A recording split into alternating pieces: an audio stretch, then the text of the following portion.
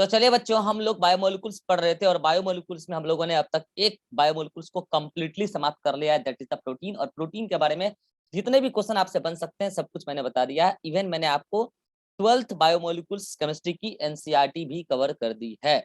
Now अब आप क्या कर सकते हैं कि प्रोटीन से रिलेटेड जो भी क्वेश्चन है वो आप लगा सकते हैं। नाउ मैं सेकेंड बायोमोलिकुल स्टार्ट कर रहा हूं, दैट इज द लिपिड। मैं लिपिड की कहानी कहां से शुरू करूंगा, याद कीजिए जिस दिन मैंने आपको मेटाबॉलिज्म का कंसेप्ट बताया था उसके बाद मैंने आपको केमिकल एनालिसिस पढ़ाया था। याद कीजिए सेल के अंदर केमिकल एनालिसिस कैसे करते हैं, दो तरीके से, एक तो एलिमेंटल एनालिसिस होता है, एक कंपाउंड एनालिसिस।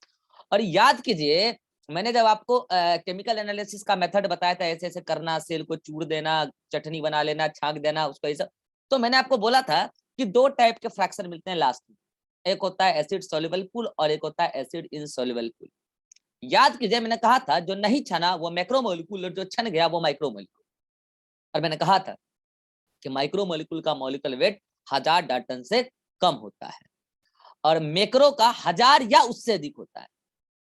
और याद कीजिए मैंने आपको कहा था लिपिड एक माइक्रोमोलिक्यूल है। और माइक्रो क्यों है, क्योंकि इसका 1000 तो छोड़िए, इसका 800 से भी कम मॉलिक्यूलर वेट होता है।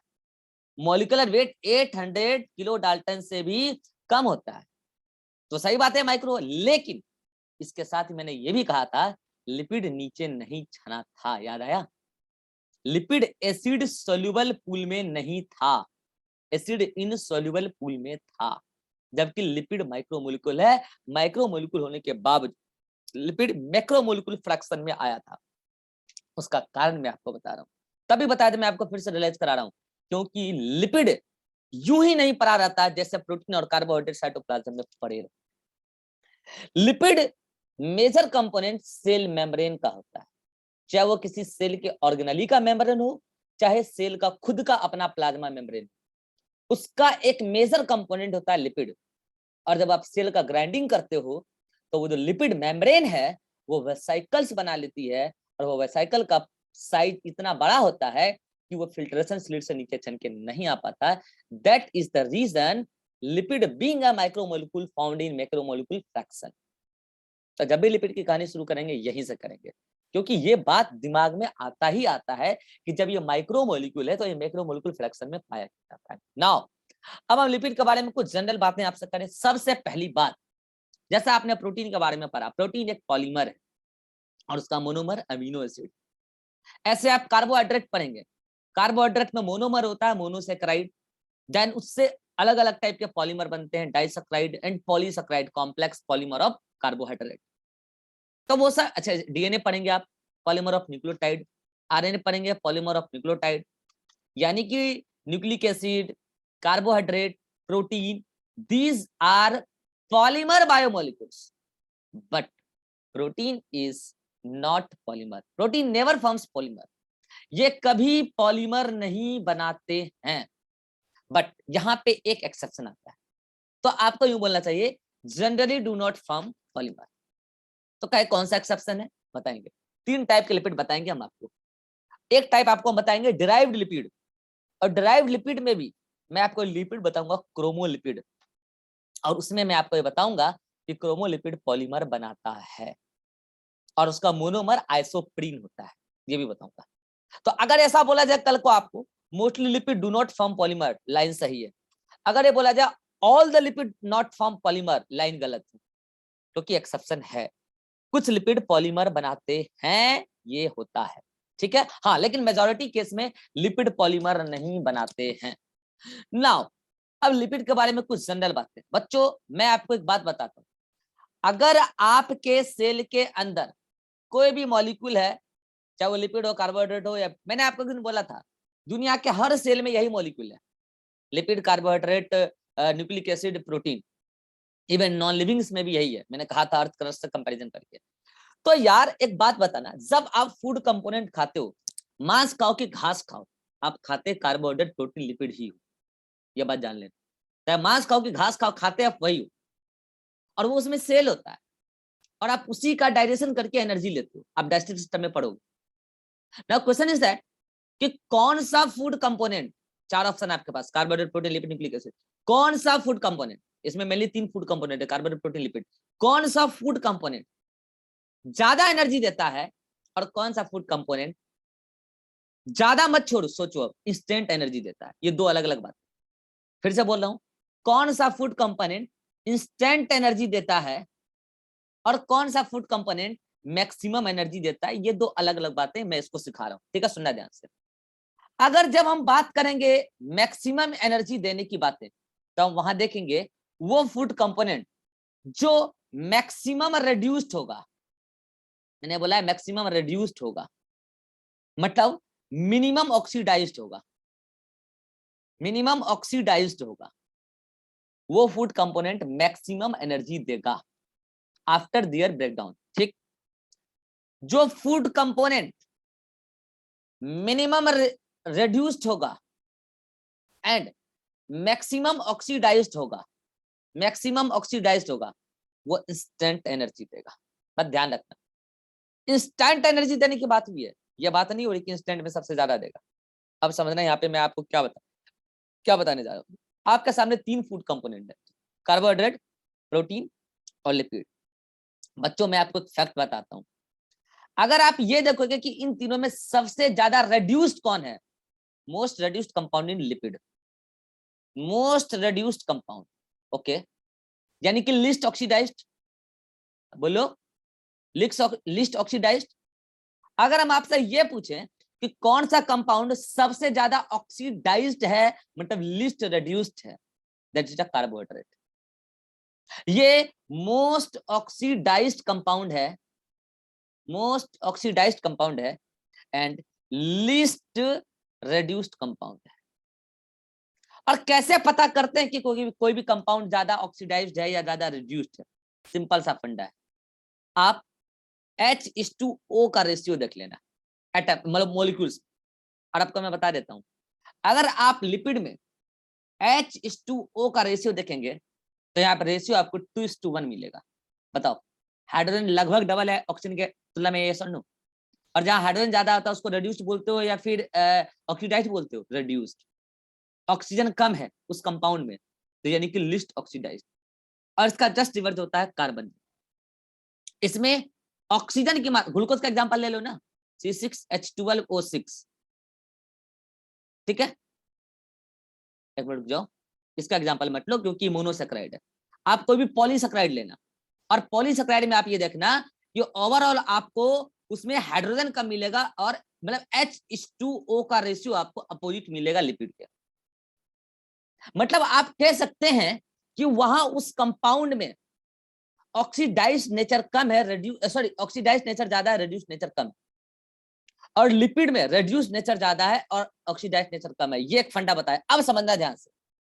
जब फूड का होता है डाइजेशन, तो डाइजेशन में बेसिकली होता है ऑक्सीडेशन रिएक्शन। क्या होता है? फूड कंपोनेंट का ऑक्सीडेशन होता है। और ऑक्सीडेशन का मतलब 2 चीजें होती है, एक तो ऑक्सीडेशन का मतलब ऑक्सीजन का ऐड करना भी होता है और एक हाइड्रोजन का रिमूव करना भी होता है। ये दोनों ही बातें क्या है?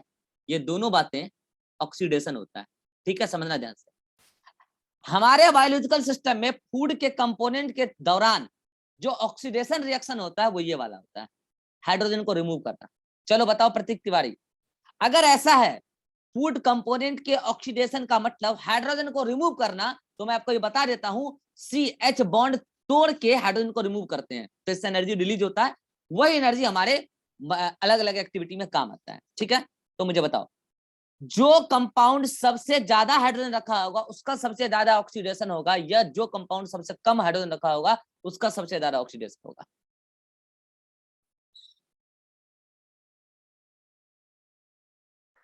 सर जो कंपाउंड सबसे कम हाइड्रोजन रखा होगा उसका ऑक्सीडेशन ज्यादा होगा। अच्छा, अभी ऑक्सीडेशन का मतलब मैंने क्या समझाया? हाइड्रोजन रिलीज करना। तो जिसके पास पैसे नहीं है वो सबसे ज्यादा दान देगा? No sir. जिसके पास हाइड्रोजन सबसे ज्यादा, वो कंपाउंड सबसे ज्यादा अपना ऑक्सीडेशन करवाएगा। इसका मतलब ये जो लिपिड है ये मोस्ट रिड्यूस्ड कंपाउंड है, मींस इसके पास हाइड्रोजन स्टॉक ज्यादा है। मैंने पहले रेशियो बताया 2:1। इसके पास हाइड्रोजन स्टॉक ज्यादा है तो कल को जब इसका ऑक्सीडेशन होगा बाय ब्रेकिंग CH बॉन्ड, तो इसका ऑक्सीडेशन सबसे ज्यादा होगा। तो मुझे बताओ मैक्सिमम एनर्जी रिलीज किसके ब्रेकडाउन से होगा? कार्बोहाइड्रेट, प्रोटीन और लिपिड, किसके? बताओ मैक्सिमम एनर्जी कौन रिलीज करेगा on it's breakdown? Lipid sir. Lipid. तो मुझे बताओ अगर मैं बोलूं कि मैक्सिमम एनर्जी कौन देगा, आंसर होगा lipid on it's complete breakdown. ठीक, अब मुझे बताएं, मैं ये कहता हूं कि कौन इंस्टेंट अपना ऑक्सीडेशन करा लेता है? जो इंस्टेंट अपना ऑक्सीडेशन करा लेगा वो इंस्टेंट एनर्जी देगा। तो मुझे बताओ इन तीनों कंपाउंड में, कार्बोहाइड्रेट, प्रोटीन, लिपिड, इन तीनों में लिस्ट रेड्यूस्ड कौन है? हिमांशु श्रीवास्तव, लिस्ट रेड्यूस्ड कौन है? किसके पास नंबर ऑफ कौन है? सी सर। कार्बोहाइड्रेट। सी क्या होता है? कार्बोहाइड्रेट। इसका मतलब कार्बोहाइड्रेट के पास CH बॉन्ड कम है, तो कंप्लीट ब्रेकडाउन पहले कार्बोहाइड्रेट का होगा कि पहले लिपिड का होगा?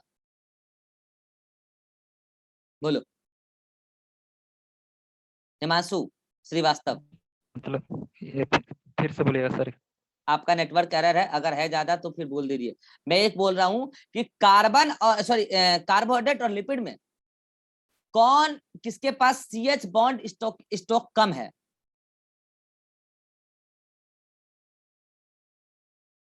अभी बताया मैंने। प्रतीक। सर कार्बोहाइड्रेट के पास। अरे भैया अभी बताया यार, यहाँ मोस्ट रिड्यूस्ड है तो हाइड्रोजन ज्यादा, हाइड्रोजन CH के साथ अटैच्ड होगा, तो यहाँ CH बॉन्ड का स्टॉक ज्यादा है और यहाँ CH बॉन्ड का स्टॉक कम है। लिस्ट रिड्यूस्ड लिखा है ना, क्योंकि हाइड्रोजन अकेले तो नहीं होगा, कार्बन के साथ अटैच्ड होगा। यहाँ CH बॉन्ड का स्टॉक कम, और अगर ऐसा है तो इसका कंप्लीट ब्रेकडाउन बहुत इजीली हो जाएगा, क्योंकि यहाँ पे, और ब्रेकडाउन का मतलब क्या? ऑक्सीडेशन। यहाँ पे हाइड्रोजन कम है तो ये जल्दी जल्दी टूट के निकल जाएगा। यहाँ पे हाइड्रोजन ज्यादा है तो ये देर से टूट के निकलेगा। बट जब ये पूरा टूटेगा तो एनर्जी सबसे अधिक देगा, देर से टूटेगा सबसे ज्यादा एनर्जी देगा, और ये जल्दी टूटेगा और सबसे कम एनर्जी देगा। बट अगर मैं पूछूं इंस्टेंट एनर्जी देने के लिए कौन बढ़िया, कार्बोहाइड्रेट या लिपिड? हिमांशु। इंस्टेंट के लिए सर हाँ बोलो। कार्बोहाइड्रेट होगा सर। कार्बोहाइड्रेट। रीजन समझ में आया? क्योंकि ये लिस्ट रिड्यूस्ड कंपाउंड है, ये लिस्ट का रिड्यूस्ड कंपाउंड है तो इसका कंप्लीट ब्रेकडाउन जल्दी हो जाएगा, और लिपिड मोस्ट रिड्यूस्ड कंपाउंड है तो उसका ब्रेकडाउन लेट से होगा। हाँ, बट जब पूरा ब्रेकडाउन होगा तो लिपिड एनर्जी ज्यादा देगा। तो मैं एक बात कहता हूं आपको, मैं एक वैल्यू बताता हूं, क्या? Calorific value. ये कैलोरीफिक वैल्यू क्या होता है, एक मिनट समझिएगा। कैलोरीफिक वैल्यू ये होता है कि आप 1 ग्राम कार्बोहाइड्रेट को बर्न कीजिए, बर्न करने का मतलब कि ब्रेकडाउन कीजिए, 1 ग्राम प्रोटीन को कीजिए और 1 ग्राम लिपिड को कीजिए, तो देखिए कितना एनर्जी करता है। आपको पता है अगर आप 1 ग्राम कार्बोहाइड्रेट को ऑक्सीडाइज करेंगे तो इससे जो एनर्जी मिलता है लगभग 4.2 किलो कैलोरी एनर्जी, और इससे लगभग 9.4 किलो कैलोरी एनर्जी, और इससे लगभग 5.3 के आसपास।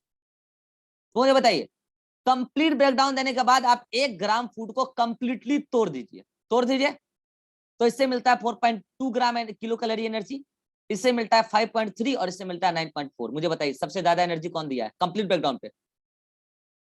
कौन दिया है सर? पता है, हाँ, लिपिड। तो अगर पूछे मैक्सिमम एनर्जी कौन देगा? लिपिड। बट अगर हम ये पूछे कि अगर आपको अभी इंस्टेंट एनर्जी चाहिए तो आप 1 ग्राम कार्बोहाइड्रेट खाओगे, 1 ग्राम प्रोटीन खाओगे, या 1 ग्राम लिपिड खाओगे? आपको इंस्टेंट चाहिए, एनर्जी इंस्टेंट चाहिए? Carbohydrate sir. 1 ग्राम कार्बोहाइड्रेट। Carbohydrate sir. हाँ ये सच है कि एनर्जी आपको कम मिलेगा लिपिड की तुलना में, मगर यहाँ शर्त भी तो ये है कि इंस्टेंट चाहिए। तो इंस्टेंट में आप ज्यादा अमाउंट मत देखना, इंस्टेंट में ये देखना कि कौन कंप्लीटली जल्दी टूट जाएगा, और जल्दी वही टूटेगा जिसके पास नंबर ऑफ CH बॉन्ड कम होगा, जिसके पास हाइड्रोजन का स्टॉक कम होगा। हाँ ये सच बात है कि वो कम एनर्जी देगा, लेकिन यहाँ कम की बात ही नहीं चल रही, यहाँ बात इंस्टेंट की चल रही है। इसका मतलब आज के बाद 2 क्वेश्चन में आपको कभी भी कंफ्यूजन नहीं होना चाहिए, जो PMT का क्वेश्चन है।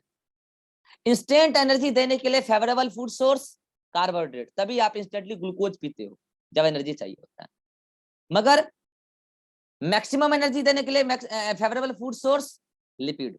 और मैं आपको बता दूं एनर्जी देने के लिए प्रोटीन का ब्रेकडाउन हमारे सेल के अंदर सबसे कम होता है, क्योंकि protein is the building block of our cell. Protein जब हमारे अंदर जाता है तो बेसिकली वो बिल्डिंग ब्लॉक बन जाता है, उसको तोड़ के एनर्जी सबसे कम प्रेफरेंस में रहता है कि उसको तोड़ के एनर्जी लिया जाए। एनर्जी लेने के लिए सबसे ज्यादा काम में आता है कार्बोहाइड्रेट इंस्टेंटली, और मैक्सिमम एनर्जी के नाम पे लिपिड। प्रोटीन दोनों ही मामले में सबसे लिस्ट प्रेफरेंस में जाएगा। ठीक है, इस कहानी से आपको ये शिक्षा मिलती है कि लिपिड एक ऐसा मॉलिक्यूल है, ऐसा बायोमोलिक्यूल है जो ब्रेक होगा तो तगड़ा एनर्जी देगा, लेकिन टूटने में थोड़ा समय लेगा। अब समझिएगा ध्यान से बच्चों, मैं आपको एक बार बता देता हूं, लिपिड एक ऐसा बायोमोलिक्यूल है जो नॉन पोलर है। चलिए, नॉन पोलर का मतलब क्या समझते हैं? ज्योति कुमारी 159, वाटर लविंग या वाटर हेटिंग? नॉन पोलर का मतलब क्या समझते हैं? वाटर लविंग या water hating? Water heading. Water hating. अगर ऐसा है कि ये मॉलिक्यूल वाटर हेटिंग है तो मैं आपको एक बार बता दूं बच्चों, ये जो लिपिड है वाटर में रखने के बाद एक जगह इकट्ठा हो जाता है, क्योंकि इसको वाटर से डर लगता है, और एक जगह इकट्ठा होके ये कंडेंस्ड फॉर्म में जमा हो जाता है और एक किनारे में जाके स्टॉक हो जाता है। और यही कारण है हमारे सेल के अंदर साइटोप्लाज्म में, आप जानते हो कि मैक्सिमम 90% वाटर के 90% के आसपास वाटर ही है। हमारे सेल के अंदर लिपिड स्टोरेज ज्यादा होता है और लिपिड ब्रेक कम होता है। क्या बोल रहा हूं, फिर से सुनना। अभी मैंने पहले बोला कि लिपिड जब टूटेगा तो एनर्जी सबसे ज्यादा देगा, लेकिन हमारा सेल एनर्जी सोर्स के लिए ग्लूकोज को अच्छे से यूज कर रहा है, और लिपिड चूंकि हमारे सेल के अंदर being a non polar molecule वो कंडेंस्ड फॉर्म में जमा हो जाता है, तो हमारे सेल के अंदर स्टोरेज प्रेफरेंस के लिए सबसे अच्छा फूड माना जाता है लिपिड। सबसे अच्छा जब बायोमोलिक्यूल माना जाता है लिपिड, क्योंकि ये नॉन पोलर है और ये हमारे अंदर आके सेल के साइटोप्लाज्म में कंडेंस्ड होके जम जाता है। मैं एनिमल में बात करूं, जो स्किन की सेल होती है, स्किन के नीचे पूरी की पूरी फैट की लेयर की डिपोजिशन है, खास करके स्किन में। लिवर में भी होता है फैट का डिपोजिशन, स्टमक में भी होता है, स्किन के सेल के जस्ट नीचे तो होता ही होता है। ये इसलिए होता है कि जो भी लिपिड हमारे फूड कंपोनेंट में जाता है, लिपिड वाटर इंसोल्यूबल होता है, क्योंकि वाटर लिपिड नॉन पोलर है, तो इसलिए वाटर इंसोल्यूबल है, इसको वाटर से डर लगता है, तो ये वाटर में जाके एक कोने में जमा। अगर ऐसा है तो इसका मतलब लिपिड स्टोरेज के लिए सबसे बढ़िया है।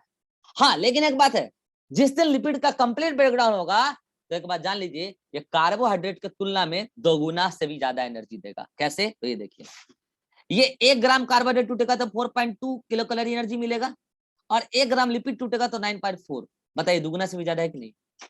अगर लिपिड का कंप्लीट ब्रेकडाउन हो जाए तो लिपिड कार्बोहाइड्रेट से के तुलना में 2 गुना से भी ज्यादा एनर्जी देगा, बट हमारा से इसको ब्रेकडाउन के लिए प्रीफर नहीं करता, क्योंकि ये वाटर इंसोल्यूबल है, ये हमारे सेल में कोने में जाके जमा हो जाता है, इकट्ठा हो जाता है। स्टोरेज के लिए प्रेफरेंस लेते हैं। हाँ, अब कल को आप हड़ताल पे बैठ गए, भूख करता है, हमारी मांगे पूरी करो, हमारी मांगे पूरी करो, आप खाना नहीं खाओगे, तो खाना नहीं खाओगे तो आप कार्बोहाइड्रेट भी नहीं खाओगे, आप प्रोटीन भी नहीं खाओगे, और आप लिपिड भी नहीं खाओगे। तो सुना ध्यान से, तो अब आपके सेल के अंदर पहले जो स्टोर्ड कार्बोहाइड्रेट है पहले उसको भी तोड़ लेगा सेल, वो भी टूट गया, खत्म। अब टूटना स्टार्ट होगा लिपिड, जो स्टोर करके रखा गया है। और अब आप फिर भी खाना नहीं खा रहे हो, सारा लिपिड टूट गया, फिर भी खाना नहीं खा रहे हो, तो जब लिपिड टूटता है ना, मैं आपको बता देता हूँ, लिपिड टूटने के बाद कीटोन बॉडी बनता है, बाय प्रोडक्ट, कीटोन कंपाउंड बोलो, कीटोन कंपाउंड बनता है बाय प्रोडक्ट। तो पर्सन का तबियत बिगड़ेगा, डॉक्टर उसका यूरिन टेस्ट करेगा, यूरिन में कीटोन बॉडी आ जाएगा, डॉक्टर बोल देगा अब अगर ये हड़ताल नहीं तोड़ेगा तो मर जाएगा कुछ दिन के बाद। क्यों बोलेगा? क्योंकि अब इसका लिपिड टूटा है, अब लिपिड के बाद बारी आने वाला है किसका? किसका बारी आने वाला है? प्रोटीन का। And protein is building block of our cell. हमारे सेल का जो मोस्टली एक्टिव कंपोनेंट बायोमोलिक्यूल है वो प्रोटीन है, क्योंकि प्रोटीन इससे मॉडिफाई होकर एंजाइम बनता है, हार्मोन्स बनता है। और अगर प्रोटीन टूटने लगा, समझने क्या दिक्कत होगा? सेल का मेटाबॉलिक एक्टिविटी सबसे ज्यादा प्रभावित हो जाएगा। तो डॉक्टर बोलेगा इसका हड़ताल तोड़वाओ, इसको जूसेस पिलाओ, जल्दी से कार्बोहाइड्रेट का सोर्स पिलाओ, क्योंकि वो इसको इंस्टेंट एनर्जी देगा, तो प्रोटीन टूटने से बच जाएगा। अगर ऐसा नहीं हुआ तो पर्सन मर जाएगा, क्योंकि प्रोटीन टूटना स्टार्ट हुआ तो सेल मरना स्टार्ट, और अगर इंपॉर्टेंट सेल मरा पर्सन मर जाएगा। ये मैंने लिपिड की इंट्रोडक्शन में सारे फूड कंपोनेंट को यहाँ पे इंक्लूड कर लिया है क्योंकि इससे रिलेटेड क्वेश्चन आता है, तो जस्ट मैंने लिपिड का इंट्रोडक्शन किया।